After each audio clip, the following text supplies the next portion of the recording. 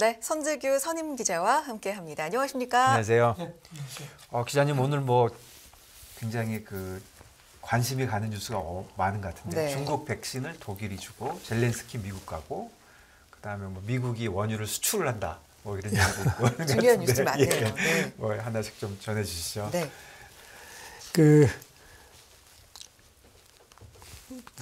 백신, 네. 백신이 지금 독일 로이터가 오늘 새벽에 전했는데 독일이 백신을 중국에 보낸 모양입니다. 네. 너무 큰 뉴스네요. 네, 그러니까 화이자 백신이죠. 예. 바이오엔테크 네. 백신이라고 하지만 사실상 화이자 백신이죠. 독일 정부 대변인 얘기는 중국에 이제 보냈다. 이제 언제 뭐 얼마나 보냈는지 얘기를 안 했는데, 네. 그리고 지금 중국으로 그 백신이 가고 있다고만 얘기를 했습니다. 네. 네. 아시다시피 지금 뭐 이렇게 되면 이제 로이터는 그 화이자 백신이 사실상 처음으로 중국에 그런 거죠. 가는 거다. 예. 그 치료제 얘기는 있었는데 예. 백신이 가는 거는 처음이고요. 예.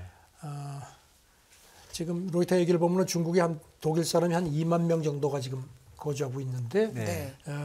독일 사람 말고 중국에 있는 그 외국인, 다른 외국인도 원하면 맞을 수 있다. 네. 이런 얘기를 했습니다. 그렇네요. 결국은 이제 중국 사람들이 맞을 수 있어야 될 텐데.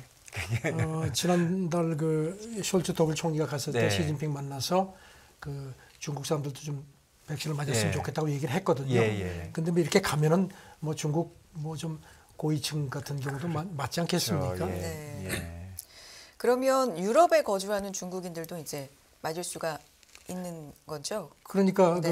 그 독일 그 정부 대변인 얘기는 네. 이제 서로 이제 바토로 그 유럽에 있는 중국 사람들 중국인들. 원하면은 중국 백신을 맞을 수 있다. 중국 백신을 그렇죠. 원래는 유럽 백신을 맞았었는데 왜냐하면 지금 저 자국 유럽 백신을- 의약품청은 중국 백신을 인정 안 했으니까. 인정을 안 하고 있으니까요. 예. 근데 누가 유럽에 있는 중국 사람이 글쎄 과연 중국 백신을 맞겠다고 하는 사람이 있을지 모르겠습니다. 예. 그런데 뭐 제가 느끼기에는 조금 현명한 선택이라고 할까? 뭐 이런 식으로라도 해서 미국에서 직접 준다 그러면 중국이 뭐 어떻게 받겠습니까?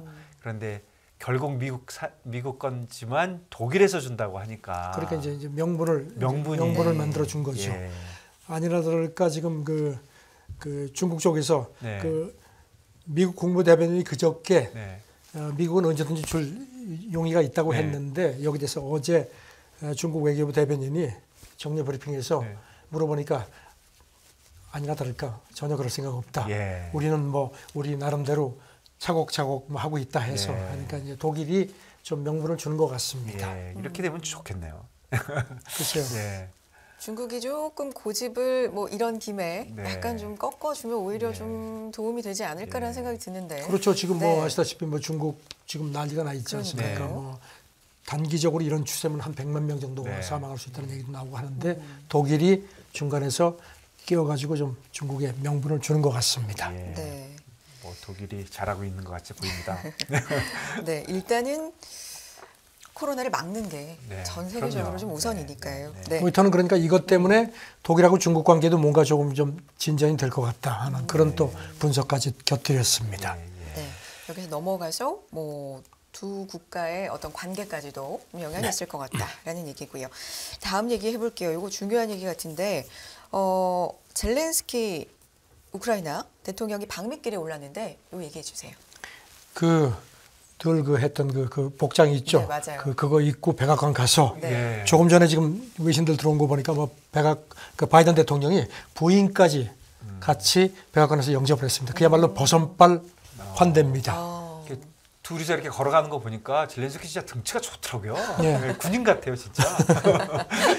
어제가 300일째 예. 전쟁인데 예. 그래서 이제 아이고. 사실 젤렌스키가 전쟁 나고 나서 해외 가는 것도 처음이죠. 네. 폴란드까지 기차 타고 가서 그런가요? 뭐 처음인가요? 비행기 거기서 왔는데 뭐 미국의 공중급유기에 뭐 전투기까지 호위를 해가지고 아주 극진하게 예. 환대를 해서 이제 도착을 했고 조금 전에 이제 백악관에서 그 정상회담 시작이 됐고 이제 곧 아마 끝나고 공동 기자회견을 할 것 같은데 뭐 일단 백악관에 갔다는 자체가 굉장히 의미가 큰 것 같습니다. 지금 뭐 아시다시피 젤렌스키는 그 유대인 집안에서 태어났죠. 네. 가지고 증조부가 홀로코스트 희생자기도 하고요. 그래서 지금 뭐 이제 뭐 바이든 대통령이 지금 사실 우크라이나 전쟁 그 바이든 대통령이 전격 지원하고 한 게 지난번 그 전쟁 그 중간 선거에서도 하나의 그 호재가 된 거 아니냐 그런 그렇죠 분석도 있었고요. 예. 그러니까 지금 뭐 젤렌스키 뭐 아주 환대하는 모습입니다. 아주 어깨 동무하고 아주 뭐 젤렌스키도 거의 뭐 자기 78년생이니까 뭐 할아버지 뻘이죠. 네. 그러니까 할아버지 뭐 뻘인가요? 예, 그렇네요. 그렇죠. 그러니까 어깨 동무하고 아주 하니까 뭐 감사합니다 하고 해서 아주 뭐 분위기 좋았습니다. 뭐 아주 일단 예. 이렇게 돼서 보니까 이제 가기 전에 그 우크라이나 대통령실 보좌관이 예. 이번에 왜 갑니까? 로이터 통신이 물어보니까 무기다. 그리고 가서 우리가 이제 직접 대통령이 가서 우리가 어떤 무기가 필요한지 자세하게 설명을 하겠다.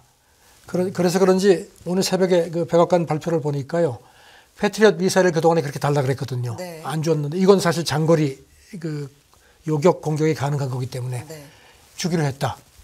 그렇게 발표를 했습니다. 이게 우리 돈으로 한 2조 3천억 원어치의 패트리엇 미사일 포함해서 무기를 추가 공급하겠다고 했고 이렇게 되면 이제 우크라이나 전쟁이 있고 나서 미국이 주는 그 무기 공급량이 220억 달러 한 28조 원이 넘어가는 겁니다. 네. 좀 상징적인 의미로 가는 것도 중요하지만 이렇게 뭔가 실리적인 그리고 또 로이터 그 분석을 네. 보면요, 아시다시피 이제 그 지난번 중간 선거에서 공화당이 하원을 장악을 했죠. 네. 빼앗아 왔죠. 그러니까 네. 이제 공화당은 아시다시피 그 동안에 그 백지 수표 무제한으로 주는 것에 대해서 견제를 해왔으니까 젤렌스키가 이번에 가서 이제 또 그 상하원 합동 그 회의장에서 연설을 하는데 로이터는 이런 그 공화당의 하고 어떤 교감을 하는데도 아는 젤렌스키가 상당히 치중을 할 것 같다 하는 얘기인데 글쎄요 공화당이 어떤 반응을 보일지 모르겠습니다. 예, 이런 방공망이 가는 거니까 이런 무기 공급이 전쟁의 확전이 아니라 정쟁을 끝낼 수 있는 그런 쪽으로 그랬습니다. 그렇죠. 그러니까 이제 백악관 그 공화당 우크라이나 대통령실 얘기도 그겁니다. 예. 우리가 지금 무기를 더 달라 그러는 게 무슨 뭐 확전을 하려는 게 아니고 예. 그 전쟁을 끝내려는 뭐 그렇게 얘기를 하는데 글쎄 이런 식으로 되니까 이제 출구 전략이 어떻게 될지에 대한 조금 궁금증 같은 것도 좀 나옵니다. 네. 근데 전 놀란 게 300일을 맞았다는 게 사실 이거 처음 시작할 때 금방 끝나지 않겠어? 이랬었는데 그렇죠. 그때 뭐 300일이 된 거잖아요. 뭐 그랬죠. 뭐 러시아가 뭐 한 20시간 안에 키이우 점령하고 다 끝날 거라고 그렇게들 한 뭐 3일 얘기했나요? 푸틴도 큰 소리 3일, 빵빵 맞아. 쳤는데 이게 3일이 300일이 돼버렸습니다. 대단합니다. 그러니까 그러면 올해 이제는 초, 좀, 네. 좀 뭔가 좀 바뀌었습니다. 예, 그렇네요. 네, 그리고 우리 시진핑과 푸틴 관련돼서도 무슨 뉴스가 있습니다. 그러니까 전해주시죠. 또 예. 이제 또 뭐 러시아도 가만히 안 있죠. 예. 푸틴이 메드베데프 국가안보위원회 부의장 네. 자기 가장 신분이죠. 예. 보내서 베이징 가서 어제 시진핑 만났습니다. 네. 시진핑도 아주 뭐 극진하게 대접을 했습니다. 회담하면서 그런데도 시진핑은 평화회담을 촉구를 했습니다. 정치적으로 푸는 게 좋겠다. 예. 하고 뭐 지금 메드베데프도 여기 대해서 이제 푸틴 친서 전달하면서 우리도 평화적으로 풀기를 원한다. 그런데 우리의 근본적인 안보 우려가 해소가 되어야 되지 않겠느냐. 시진핑도 물론 그건 지지를 했습니다. 네. 그리고 또 어제 이렇게 시진핑 메드베데프 회담하는 상황이 그 러시아하고 중국이 동중국해에서 합동 훈련도 또 시작을 했습니다. 그거 네. 딱 때맞췄어요. 그래서 두 사람이 회담하면서 전략적인 관계를 강화하자. 장기적인 뭐 보석이다 뭐 이런 얘기도 했고요. 그렇네요. 결국은 우크라이나와 러시아 뒤에는 중국과 미국이 있는 거네요. 그렇죠. 서로 기싸움 네, 하는 네. 것 같습니다. 푸틴도 어제 러시아 국방부 확대회의를 주재했습니다. 네. 그러면서 핵전력 계속 강화를 해야 된다. 이게 주권 보장의 장기적인 핵심 요소다. 그런 얘기를 했고요. 그다음에 러시아 그 국방장관도 그 내년에도 전쟁을 지속할 수 있는 만반의 태세를 갖추고 있다. 강조를 했습니다. 그래서 지금 러시아는 정규군이 한 100만 명 정도인데 네. 내년에 150만 명으로 늘리겠다. 이렇게 얘기를 했고요. 그리고 또 뭐 그 이날 그 회의에서는요. 그 러시아가 이른바 그 사르마트 있죠. 차세대 대륙간 탄도미사일. 네. 이거는 뭐 무적이라고 강조를 하는 거고. 그다음에 또 극초음속 신형 미사일 지르콘 이것도 실전 배치하겠다 네. 해서 지금 뭐 기싸움을 하는데 그 출구 전략이 조금 좀 좀 뒤로 가는 거 아닌가 싶기도 한데 좀 어떤 또 반대로 뒤집어 보면은 이런 식으로 막 서로 으르렁거리는 게 뭔가 좀 더 빠르게 어떤 정치적인 타결이 이루어질 수 있는 발판이 되지 않겠느냐는 그런 분석도 좀 조심스럽게 나옵니다. 러시아가 핵 얘기를 계속 강조하는 게 굉장히 신경 쓰이는. 러시아는 그 얘기 해야 되겠죠. 네. 그렇죠. 지금 뭐 재래식 전쟁에서 이렇게 밀리니까 러시아는 사실 뭐 핵무기에서는 뭐 압도적인데 그렇게 계속 강조를 하겠죠. 푸틴 입장에서는. 네. 다음 얘기해 보겠습니다. 오펙 플러스 산유량 결정에서 계속 정치를 배제한다. 사우디 쪽의 이제 얘기고요. 이 중국과의 네, 지금 러시아 유가 상한제 시작이 됐고요. 네. 그리고 또 가스 그 상한제도 또 합의가 됐죠. 네. 그런 상황인데 사우디 장관이 그렇죠. 싫겠죠. 사우디는. 사우디 장관 석유 장관이 그런 얘기를 했습니다. 시장 펀더멘털에 초점을 맞추면서 계속 이렇게 하는 게 우리의 기본 입장이다. 오펙 플러스에. 그러니까 정치적인 그런 거는 앞으로도 영원히 배제할 거다. 뭐 계속 강조를 합니다. 네. 그리고 또 이제 전쟁 초기에 그런 지적이 있었다는 걸 상기시켰습니다. 우크라이나 전쟁 초기에 시장에 이 석유 공급이 확 줄어서 한 300만 배럴 정도 감소되면은 이것 때문에 굉장히 문제가 생겨서 오펙 플러스가 그때 이제 어떤 좀 시의적절하게 증산을 해야 되지 않겠는 그런 압박들이 있었는데 봐라. 그 엉터리 틀린 거다. 이렇게 그걸 상기시켰습니다. 그런 상황 일어나지 않았다. 이거는 이제 백악관을 좀 두들긴 것 같습니다. 그렇네요. 그리고 이 뉴스는 좀 그 예전부터 미국이 사실 원유를 많이 갖고 있는데 남의 나라 거부터 쓴다. 뭐 그런 뭐 아주 오래전 얘기가 있었는데 이제 내년에는 진짜로 원유를 순수출하는 국가가 될 수도 있다. 이런 분석이 있습니다. 그 사우디 석유장관이 그 시장은 신뢰가 생명이라고 그런 얘기도 했거든요. 이런 상황에서 지금 그 로이터 분석인데 지금 추세면은 내년에는 미국이 순 석유 수출국이 될 가능성이 있는 것 같다. 물론 이제 변수는 있다는 겁니다. 그러면서 그 미국 에너지정보청 집계를 인용을 했는데 올해 들어서 미국의 원유 수출이 하루 평균 한 340만 배럴, 그러니까 작년보다 13% 늘었다는 겁니다. 그리고 또 이거 말고 휘발유하고 뭐 디젤 같은 정유 제품 수출도 하루 한 300만 배럴 정도다. 그러니까 미국이 이제 본격적인 수출을 한다. 이런 걸 지적을 했습니다. 그리고 지난달 같은 경우는 그 미국의 원유 수입에서 수출을 뺀 그 순수입이 2001년 이후에 최소 하루 한 110만 배럴 정도라는 겁니다. 이게 한 5년 전에는 한 700만 배럴 정도였는데 거기에 비해서 6분의 1 정도밖에 안 된다. 그러니까 미국이 덜 쓰는 건 아닐 테니까 국내에서 생산한다는 거네요. 그렇죠? 지금 뭐 미국의 석유 수요도 내년에도 올해보다 한 0.7% 늘어나서 하루 한 2,050만 배럴이 넘어갈 거다. 그러니까 미국이 산유량을 더 늘려야 될 것 같다. 그런데 이제 여러 가지 변수가 있다는 겁니다. 베네수엘라도 있고 뭐 이런 것들이 있기 때문에 지금 두고 봐야 되겠다는 건데요. 이런 수요 공급 얘기, 러시아 우크라이나 전쟁이 좀 원인이 크게 된 거죠. 전쟁도 있고 그 다음에 또 뭐 그 에너지 조사 업체 그 K플러 그 분석을 보면요, 침체, 세계 경제 그 상황도 변수라는 겁니다. 그 다음에 베네수엘라 원유 규제가 지금 미국이 지금 많이 풀고 있지 않습니까? 그 러시아 원유 이제 보충하는 것 그 대안으로. 그래서 이런 것들도 변수긴 하다는 겁니다. 아유, 미국이나 뭐 러시아나 좋겠어요. 뭐 필요하면 원유 더 캐고.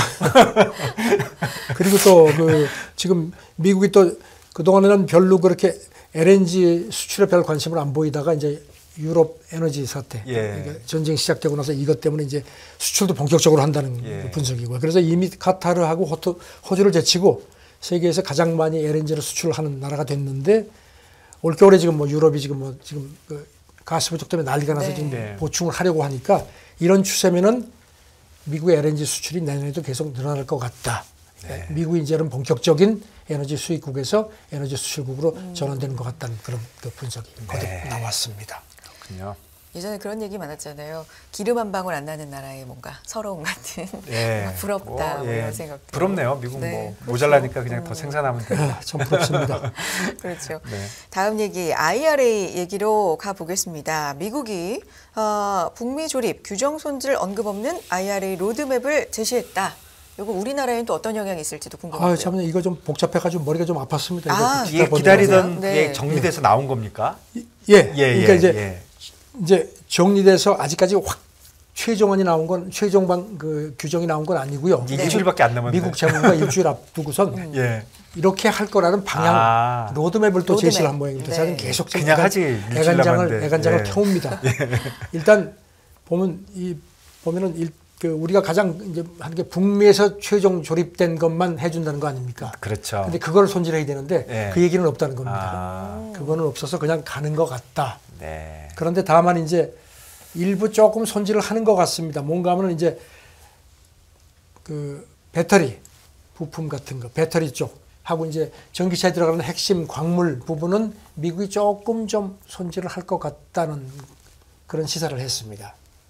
네, 완성차는 아니고. 네, 완성차 예, 부분은 아니고요. 예, 그다음에 이제 그 이른바 청정 자동차 그 규정 같은 것도 조금 좀 확대를 이제 할 것 같다. 이를테면 이제 우리가 요구하는 게 이제 그 렌터카라든가 리스 같은 경우는 예. 이런 거는 상용 전기차 부분은 좀 완화를 해달라는 건데 그거는 조금 미국이 좀 양보를 해줄 것 같다는 겁니다. 그렇군요. 그런 식의 시사를 했다는 네. 겁니다. 하지만 근본적인 문제는 역시 그거든요. 전기차 그 일반인 개인한테 파는 세 환급인데 예. 그거는 손은 안 될 것 같다. 예. 그래서 큰 문제. 그다음에 또 하나 더 이제 미국 정부가 이제 이런 그 시행을 내년 3월까지로 연기를 할 것 같다. 그런 건데 이거는 사실 우리한테는 별 혜택이 없다는 겁니다.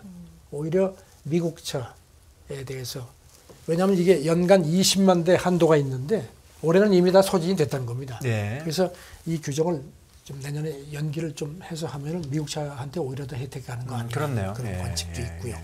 일단 그 북미에서 최종 조립되는 거 그걸 양보를 해줘야 되는데 그거는 손은 안 될 것 같다. 물 건너간 것 같다는 관측입니다. 아니 지난번에 뭐 제닛 옐런 장관도 얘기 많이 듣고 있고 한국 유럽의 얘기 많이 듣고 있고 뭐 고려하겠다 감안하겠다 그랬는데 거의 그래놓고 뭐 법에 써진 대로 가야 한다는 네. 얘기 그 계속 뒤에 했죠. 얘기에 더 그동안에 네. 자기네 이익이 걸려 있기 때문에 네, 원래 플랜대로 했다. 립 서비스만 했고 결국 립 서비스로 끝나는 거 아닌가 싶습니다. 그러니까 뭐 원래 플랜이 이거였다 그런 생각을 지울 수가 없습니다. 네. 우리나라 뭐 아이오닉이라든지 기아 뭐 EV6 뭐 이런 라인들은 이 규정의 어떤 조건을 충족 못하는 못하죠. 거잖아요. 당분간 뭐 도저히 공장을 지금 짓고는 있다고 하지만 네. 지금 상태에서는 안 되니까 뭐 최대 7,500달러 세 환급인데 그 혜택을 네. 못 받는 거죠. 그게 한 1,000만 원 정도가 1,000만 원 정도 되는데 되니까. 이렇게 되면은 뭐 그 미국 시장, 미국 판매에 뭐 엄청난 지장을 받을 수밖에 없죠. 네. 그렇죠. 우리한테는 그렇게 뭐 긍정적으로 지금 돌아가고 있지 않아요. 어제 뭐 테슬라 사기 싫으면은 뭐 이거 사십시오 하고 블룸버그가 뭐 이렇게 뭐 가이드 그까지 이례적으로 했는데 이런 식으로 세후 환급이 되면은 뭐 테슬라가 미워도 뭐 머스크가 미워도 테슬라 차 사지 않겠습니까? 네. 뭐 근데 뭐 이거 좀 말 안 되는 얘기인지 모르겠는데 아주 장기적으로 보면 저렇게 지원받고 그러면 회사가 나빠지고 험하게 자란 우리 근데 기업 입장에서 예. 당장 죽게 예 괴롭게 됐네요 진짜. 네. 예. 그러면 이렇게 되면 우리나라 기업 말고 뭐 GM이라든지 이런 데는 이익이 있는 그렇죠. 거죠? GM하고 뭐 테슬라 그다음에 네. 일부 그러니까 미국에서 최종 조립되는 차들 혜택이 되는 차 겁니다. 가격이 싸지니까요. 그래서 유럽 차들도 그 조립되는 것들이 있는 모양입니다. 예. 그런 경우는 해당이 되는데 이제 우리는 다 현대나 기아차는 해당이 없으니까. 차가 여러 개 있는데 이거 우리가 여기까지 사면은 환급해주고 이거는 환급 안 해주는데. 그러니까 우리는 당장 지금 죽을 노릇입니다. 네. 그렇군요. 요즘 날씨 추운데 미국도 엄청 추운가 봐요. 어제도 말씀드렸는데 지금 뭐 한파가 이게 보통 문제가 아닌 것 같습니다. 예. 지금 미국 언론들이 계속 보도를 하는데요. 네. 어제도 보도가 나왔는데 미국도 기상청 자료를 이용을 했는데 이 북극 한파 이게 한파 정도가 아니고 살인 한파라는 겁니다. 얼마나 지금 뭐 추우면 캐나다도 그러나요? 그렇고 미국 중부 북부 지역도 그렇고 더군다나 여기다가 또 일부 지역은 시속 한 96km 정도의 그 돌풍까지 겹쳐서 그야말로 살인 한파가 될 것 같다. 체감 온도가 섭씨 영하 40도가 될 거라는 그런 예보도 있습니다. 체감 영하 10도만 돼도 너무 추운데 40도요. 그래서 미국 기상청이 이 정도 추위는 생명을 위협할 가능성도 있다.